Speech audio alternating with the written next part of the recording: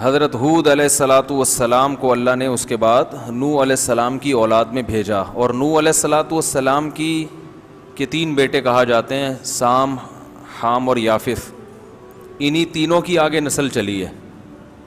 وَجَعَلْنَا ذُرِّيَّتَهُ هُمُ الْبَاقِينَ، قرآن میں آتا ہے کہ ہم نے انہی کی ذریت کو باقی رکھا. تو اس لیے نوح علیہ السلام کو آدم ثانی بھی کہا جاتا ہے، دوسرے آدم. یعنی ہم سب کا نسب کہاں جا کے ملتا ہے؟ نوح علیہ السلام سے.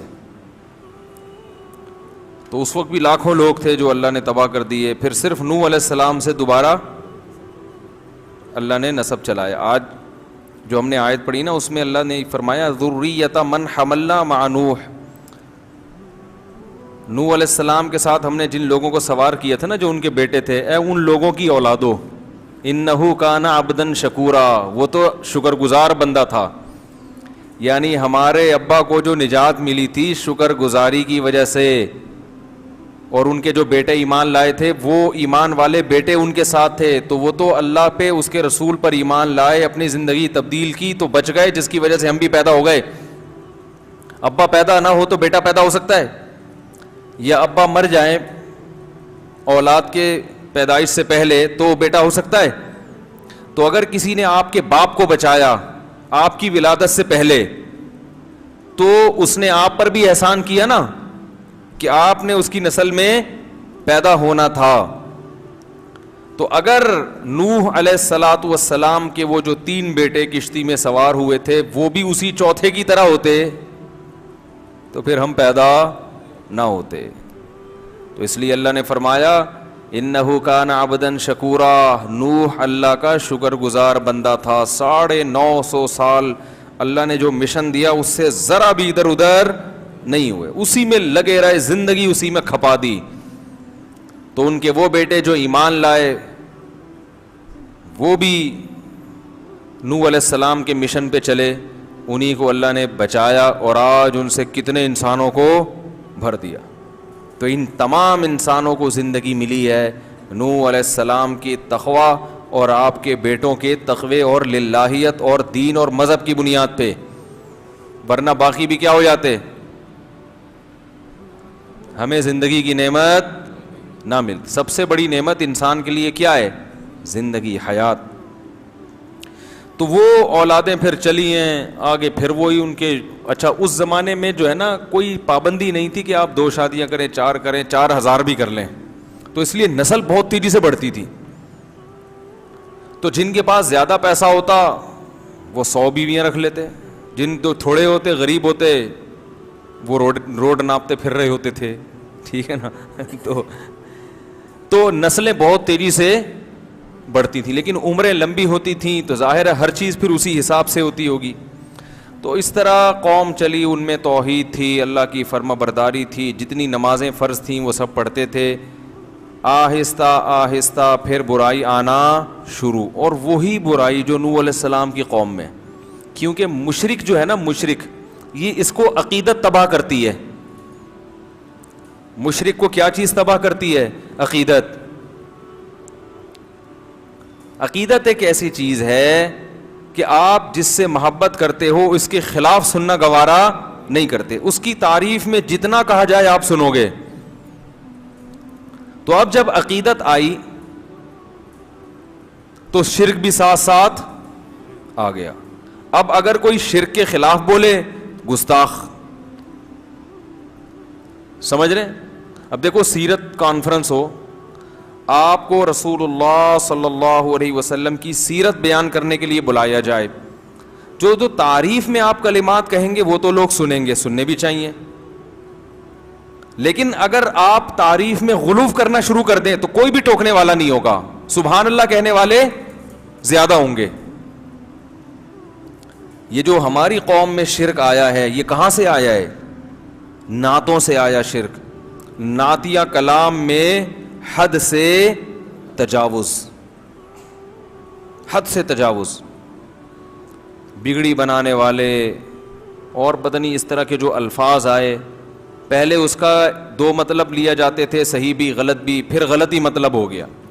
پھر نبی صلی اللہ علیہ وسلم پھر وہ میلاد کی محفلوں کو کامیاب بنانے کے لیے کہ اس میں لوگ عقیدت سے آئیں، تو جیسے وہ کنٹینر والے بابا نے جلسہ کیا تھا نا، اور جلسے کو کامیاب بنانے کے لیے فضائل سنائیں کہ اس جلسے میں جو شرکت کرے گا وہ ایک رات لیلۃ القدر کی رات سے، وہ یاد ہے ایک آئے تھے کنٹینر بڑا مشہور ہوا تھا ان کا، بھول گئے؟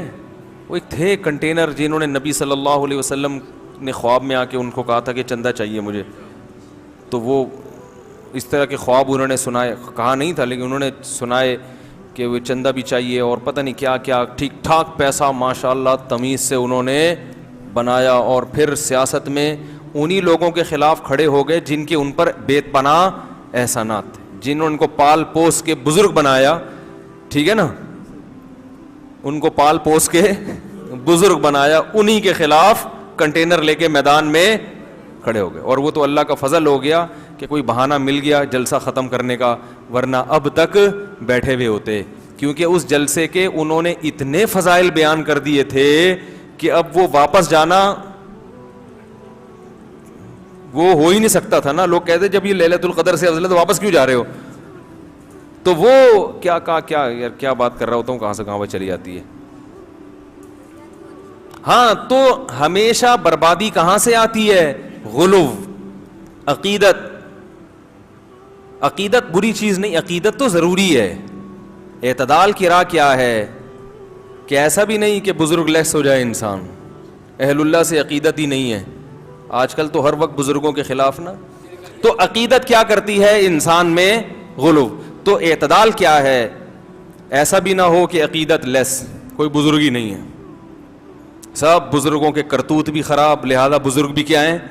خراب ہیں، تو بزرگ ہر زمانے میں ہول سیل کے حساب سے موجود رہیں گے، لیکن بزرگوں کی حیثیت کو ان کے مقام سے زیادہ بڑھانا یہ کس کا طریقہ ہے؟ عیسائیوں کا، یہود و نصارہ کا، کہ ویلیو کو حد سے زیادہ بڑھا دیا۔ تو جتنی امتیں گمراہ ہوئی ہیں وہ اہل اللہ کی تنقیص سے نہیں، تنقیص سے گمراہ ہونے والے تھوڑے لوگ ہوتے ہیں، بڑے پیمانے پر جو قومیں گمراہ ہوتی ہیں وہ گمراہ ہوتی ہیں عقیدت میں غلو سے۔ عیسائیت تباہ ہو گئی حضرت عیسیٰ کی شان میں غلو کرنے سے۔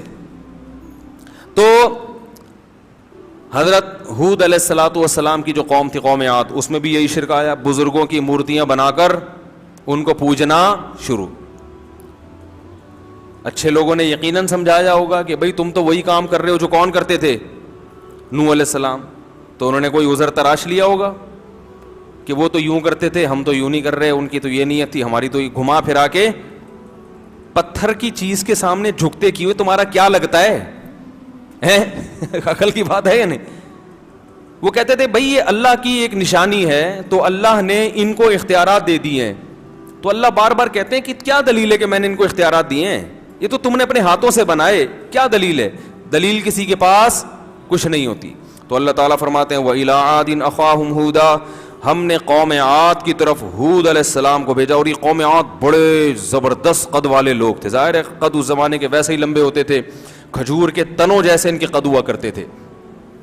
تو قال یا قوم اعبدوا اللہ ما لکم من الہ غیرہ، اے میری قوم اللہ کی عبادت کرو، اللہ کے سوا کوئی عبادت کے لائق نہیں ہے، ان انتم الا مفترون، تم نرے جھوٹ بولتے ہو اللہ پر۔ تو وَإِلَىٰ عَادٍ أَخَاهُمْ هُودًا قَالَ يَا قَوْمِ اعْبُدُوا اللَّهَ، اے میری قوم اللہ کی عبادت کرو، مَا لَكُم مِّنْ إِلَٰهٍ غَيْرُهُ، اللہ کے سوا کوئی معبود نہیں ہے، ان انتم الا مفترون، تم نرے جھوٹ بولتے ہو، جھوٹ گھڑتے ہو۔ یا قوم لا اسألکم علیہ اجرا، اے میری قوم میں تم سے اس تبلیغ پر کوئی پیسے نہیں مانگتا، پوری قوم سے ٹکر لے کر ایک دعوت دے رہا ہوں تو کچھ تو بات کو سن لو۔ ان اجری الا علی الذی فطرنی، میری اجرت اس ذات پر ہے جس نے مجھے پیدا کیا، افلا تعقلون، عقل سے کام کیوں نہیں لیتے؟ دیکھو کیسی صاف دعوت ہے پیغمبروں کی، کوئی کنفیوژن نہیں، بالکل صاف ستھری سی دعوت جو فطرت کو اپیل کرتی ہے۔ وَيَا قَوْمِ اسْتَغْفِرُوا رَبَّكُمْ، اے میری قوم اپنے رب سے گناہوں کی معافی مانگ لو. ثُمَّ تُوبُوا إِلَيْهِ، پھر اسی کی طرف متوجہ رہو. يُرْسِلِ السَّمَاءَ عَلَيْكُمْ مِدْرَارًا، آسمان سے برکت والی موسلا دھار بارشیں برسائے گا. وَيَزِدْكُمْ قُوَّةً إِلَىٰ قُوَّتِكُمْ، جتنے طاقتور ہونا اور طاقتور بنا دے گا اور پاور دے دے گا تمہیں. اور مجرم بن کے میری دعوت کو ٹھکرانے کی کوشش مت کرو. قوم جواب میں کہتی ہے یا ہود ما جئتنا ببینہ، کوئی دلیل نہیں ہے تیرے پاس باتوں کی، کوئی لاجک نہیں بنتی. ٹی وی میں دیکھا ہوگا آپ نے پروگرام، جو اینکر جب اپنی مرضی چلانا چاہتا ہے نا تو سامنے والے کے دلائل کو کیسے گھما دیتا ہے نا. پالیسی ہوتی ہے نا ٹی وی چینلز کی کہ اس کو پروموٹ کرنا ہے، اس کو کیا کرنا ہے، پیچھے رکھنا ہے. خام خامے اس کی بات کو گھما گھما کے. تو یہی ہوتا ہے جب بھی باطل کا انکار ہوتا ہے اس کے تمام دلائل کو گھما دو اور جو غلط چیز ہے اس کو آگے لے آؤ. تو وہ بھی کہنے لگے ما جئتنا ببینہ، پتہ نہیں کیا دلیل ہے، دلیل تو کوئی ہے نہیں. وما نحن بتارک آلہتنا عن قولک، ہم اپنے خداؤں کو تیرے کہنے سے نہیں چھوڑ سکتے. وما نحن لک بمؤمنین، اور نہ ہم تجھ پر ایمان لانے والے ہیں. ان نقول الا تراک بعض آلہتنا بسوء، اصل میں تو ہمارے بتوں کے خلاف بولتا رہتا ہے تو ان بتوں نے تجھے کچھ کر دیا ہے.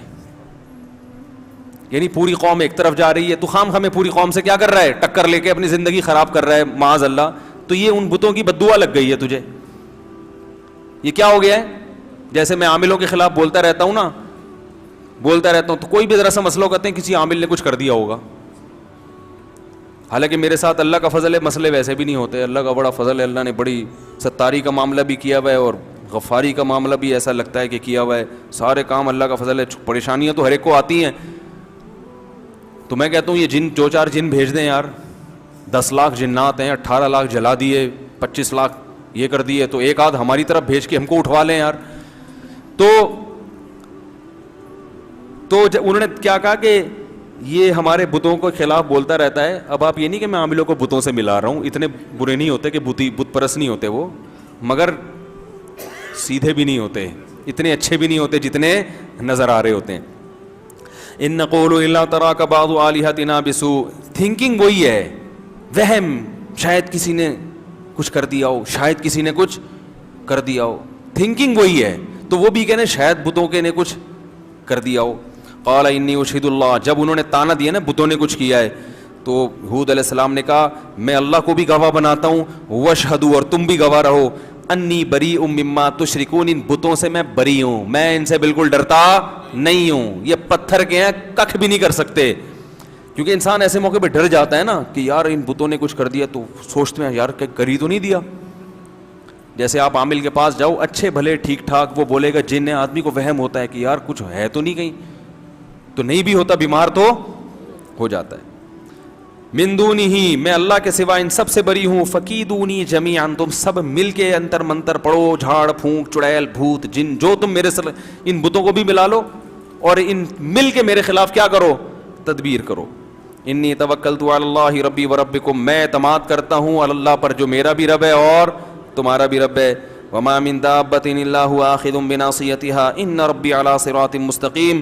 فإن تولوا، اب بھی میری بات سے اگر اعراض کرتے ہو، فقد ابلغتکم ما ارسلت به الیکم، اللہ کا پیغام میں نے تم تک پہنچا دیا ہے. ربی قوما غیرکم، میرا رب تمہیں ہلاک کر کے دوسری قوم پیدا کر دے گا. ولا تضرونہ شیئا، اور تم اس رب کا کچھ بھی بگاڑ نہیں سکتے. قرآن کہتا ہے ولما جاء امرنا، جب ہمارا حکم آیا. دوسرے مقام پہ اللہ نے اس کی تفصیل بیان کی ہے کیسے عذاب آیا. فلما رأوه عارضا مستقبل اودیتہم، بادلوں کو دیکھا انہوں نے اپنی بستی کی طرف آتے ہوئے، تو فوراً وہ کہنے لگے ھذا عارض ممطرنا، یہ بادل ہے جو ہمیں پر برسے گا. پیغمبر نے کہا نا نا نا، یہ وہ عذاب ہے جس کا تم انتظار کر رہے تھے. تدمر کل شیء بامر ربھا، ایسا طوفان آنے والا ہے جو رب کے حکم سے ہر چیز کو اکھاڑ کر پھینک دے گا. سورہ حاقہ میں اللہ نے اس عذاب کی تفصیل بیان کی. کذبت، کیا ہے الحاقۃ ما الحاقۃ وما ادراک ما الحاقۃ، کذبت ثمود وعاد بالقاریہ فاما ثمود فاہلکوا بالطاغیہ واما عاد فاہلکوا بریح صرصر عاتیہ. سرکش ہوا، یہ ایک آواز ہوتی ہے نا جس ہوا میں اس کو سرسر کہا جاتا ہے، زھوں کر کے آواز نہیں آ رہی تھی، خطرناک آواز. ایسی آواز والی ہوا عاتیہ جو سرکش. دیکھو ہوا کیسے سرکش ہوگی؟ ہوا کا مطلب جو بے لگام ہوا ہو, جو قابو میں نہ آ رہی ہو, جو کسی کی سننے کے لیے تیار نہ ہو, ایسی خطرناک ہوا. سخرها علیہم 7 لیال, 7 راتیں وہ ہوا چلی ہے. و8 ایام, اور 8 دن, 7 راتیں اور 8 دن اتنی تیز ہوا چلی ہے. 7 لیال و8 ایام حسوما فطر القوم فیہا سرعا. اے مخاطب, اگر تو 8ویں دن اس قوم کو دیکھتا ایسا لگتا بڑے بڑے پہلوان ہیں جو پچھاڑ کر گرائے گئے ہیں. ہواؤں نے ان کو اچھال اچھال کر زمین پہ پٹخا تھا. جیسے رنگ میں پہلوان ہوتا ہے نا, اس کو پچھاڑنا پڑتا ہے, گرتا نہیں ہے. تو اللہ نے ان کی طاقت اور قوت اور ان کے قد کو بھی بیان کیا اس منظر میں کہ ایسے لگ رہا تھا پہلوانوں کو زمین پہ پچھاڑ کر گرایا گیا ہے. فطر القوم فیہا سرعا کأنہم اعجاز نخل خاویہ, جیسے کھجور کے تنے الٹے پڑے ہوئے ہوتے ہیں نا, یہ کیفیت تھی. فہل تری لہم من باقیہ, اللہ ہم سے پوچھتے ہیں بتاؤ ایک بھی ان میں باقی چھوڑا تیرے رب نے؟ کوئی نظر آتا ہے ان کا نام و نشان, ان کی اولادوں میں کوئی نظر آتا ہے؟ یہ 2 قومیں تھی طاقتور, قوم سمود اور قوم عاد. قوم عاد کے بعد قوم سمود آئی, یہ بھی بڑے طاقتور تھے. تو یہ تو کہتے تھے من اشد منا قوہ, ہم سے زیادہ طاقتور دنیا میں کون ہے, ہم سے زیادہ طاقتور کون ہے. یہ تو فخر سے کہا کرتے تھے ہم تو بہت اونچے قد کے لوگ ہیں. تو ان دونوں قوموں کو اللہ نے ایک کو آواز سے ہلاک کیا, طاغیہ, زوردار آواز تھی جس سے قوم سمود کے کلیجے پھٹ گئے, فرشتے نے چیخ ماری. اور اس قوم عاد کو کس سے ہلاک کیا؟ ہوا سے. علماء نے اس میں حکمت بیان کی ہے کہ بھائی کسی قوم کو اللہ پانی میں غرق کر رہا ہے, کسی کو زلزلے سے تباہ کر رہا ہے, کسی پہ پتھروں کی بارش ہو رہی ہے, تو ان کو ہوا اور آواز سے کیوں؟ اس کی وجہ یہ بیان کی کہ ان کا دعویٰ تھا ہم بہت پاورفل ہیں, طاقتور ہیں. آواز کے ذریعے مرنا آسان نہیں ہے, بہت زوردار بھی دھماکہ ہوتا ہے تو زیادہ زیادہ کان کا پردہ پھٹ جائے گا نا, انسان تو ہلاک نہیں ہوتا اس سے. لیکن اللہ نے اپنے عذاب سے بتا دیا کہ تم تو میرے فرشتے کی آواز بھی برداشت نہیں کر سکتے, تو ہم تو تمہیں آواز سے مار دیں. اس کائنات میں ایسی ایسی آوازیں ہیں کہ اگر اللہ ان پہ کنٹرول نہ کرے تو وہ آوازوں سے انسانوں کے کلیجے پھٹ جائیں. اور ہوا بھی بہت ہلکی چیز ہے.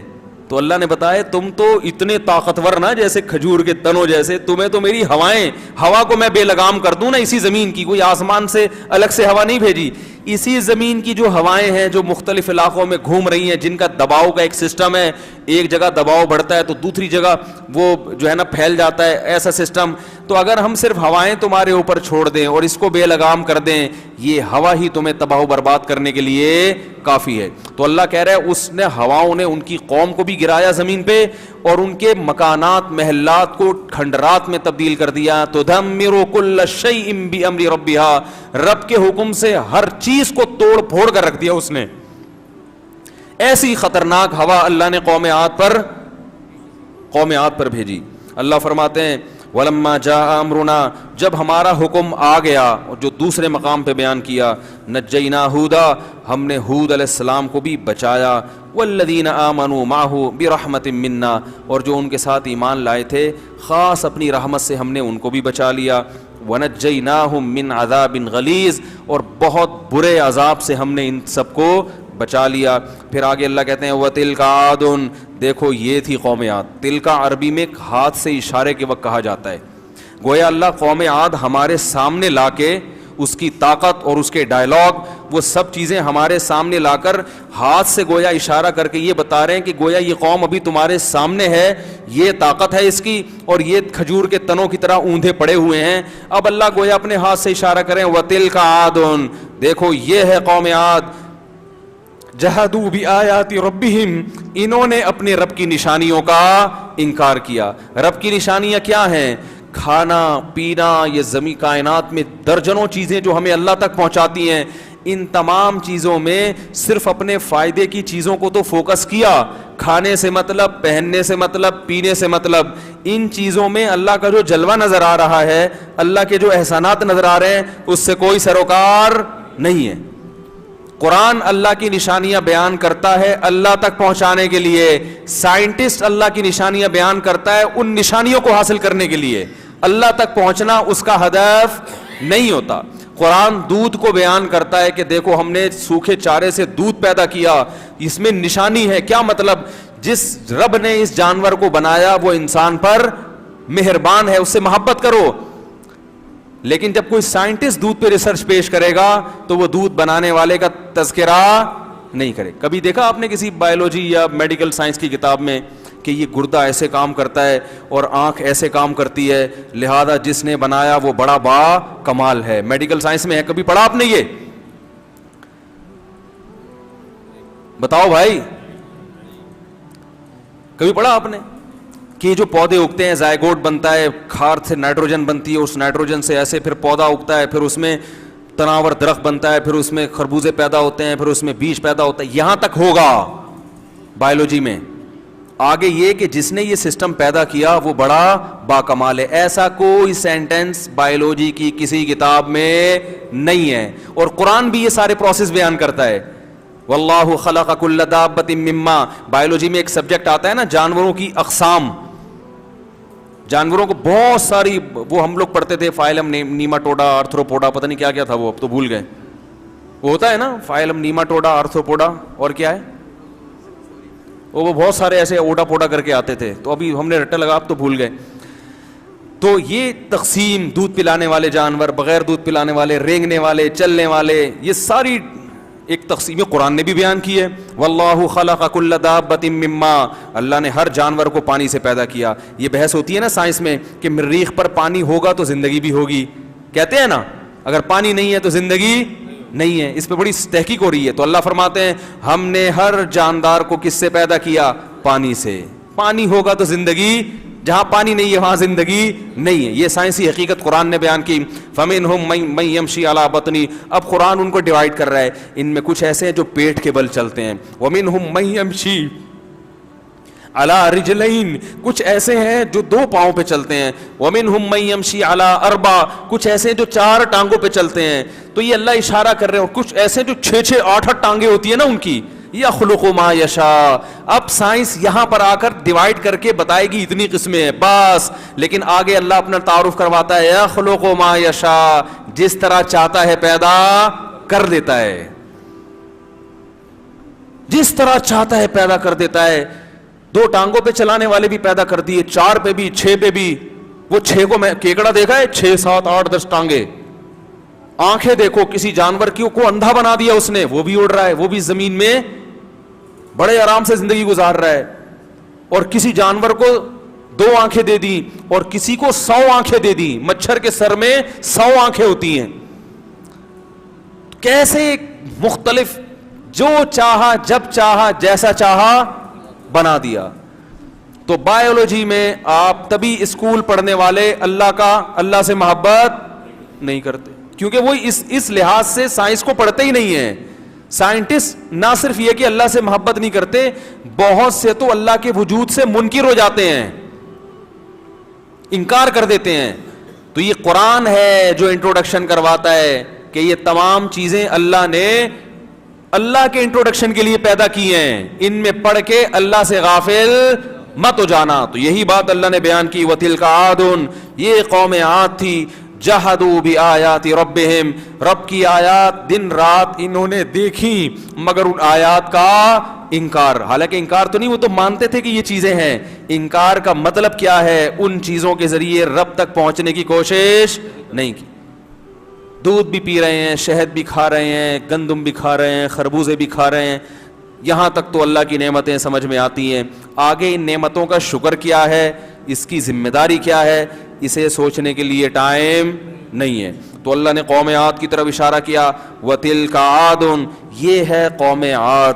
جَحَدُوا بِآیَاتِ رَبِّهِمْ, انہوں نے رب کی آیات کی انکار کیا. وَعَصَوْا رُسُلَهُ, پیغمبروں کی نافرمانی کی. وَاتَّبَعُوا أَمْرَ كُلِّ جَبَّارٍ عَنِيدٍ, یہ بہت اہم حصہ ہے اس آیت کا. اور اپنی قوم کے جو وڈیرے بڑے سرکش لوگ تھے نا, جن کے پاس دولت یا حکومت تھی, ان کو فالو کیا پیغمبر کی دعوت کو چھوڑ کر. آپ کسی بھی سیاسی تنظیم میں ہو, ہم منع نہیں کرتے, لیکن اس تنظیم کو خوش کرنے میں, وہاں سے سیٹیں لینے میں, یا وہاں اپنا مقام بنانے میں مذہب کی مخالفت بولو بھائی نہیں کرو. یہ سب ختم ہو جائے گا یہیں پہ, سب یہیں رہ جائے گا. علاقے کے ایس ایچ او سے بنا کے رکھو, مگر دین کی مخالفت بولو بھائی. کسی بڑے سے ایسا تعلق پیدا کرنا کہ اس کی وجہ سے آپ اللہ سے تعلقات خراب ہونا شروع ہو جائیں, یہ چیز انسان کو جہنم کی آگ کی طرف لے کر جاتی ہے. فرعون کے بارے میں قرآن نے کیا کہا؟ یقدم قومہ یوم القیامہ فاوردہم النار, کہ اپنی قوم کو لے کر آئے گا اور جہنم کی آگ میں پھینکوا دے گا ان, کیونکہ قوم نے موسیٰ علیہ السلام کو دیکھا کمزور ہیں, ان کو فالو نہیں کیا. فرعون کو دیکھا پاورفل ہے, اس کو فالو کرنا, فرعون کو فالو کرنا شروع کر دیا. تو ہمیشہ لوگ طاقتور کے پیچھے بھاگتے ہیں, دلیل کے پیچھے نہیں بھاگتے, دلیل کے لحاظ سے نہیں دیکھتے کیا صحیح ہے کیا غلط. تو اللہ تعالیٰ فرماتے ہیں کہ الا ان عادا واتبعوا فی ہذہ الدنیا لعنہ, فرمایا اس دنیا میں بھی ان پر لعنت ہوئی, ویوم القیامہ, قیامت میں بھی ان پر لعنت ہوگی. الا ان عادا کفروا ربہم, خبردار سنو عاد نے رب کی نافرمانی کی انکار کیا. الا بعدا لعاد قوم ہود, سنو عاد اللہ کی رحمت سے دور ہو گئے, لعنت ہے ان کے اوپر جو ہود کی قوم تھی. اس جملے کے ساتھ اللہ نے قوم عاد کا واقعہ ختم کیا اور فوراً شروع کر دیا وَإِلَىٰ ثَمُودَ أَخَاهُمْ صَالِحًا, اور قوم عاد کے بعد ہم نے قوم سمود کی طرف بھیجا کس کو؟ صالح.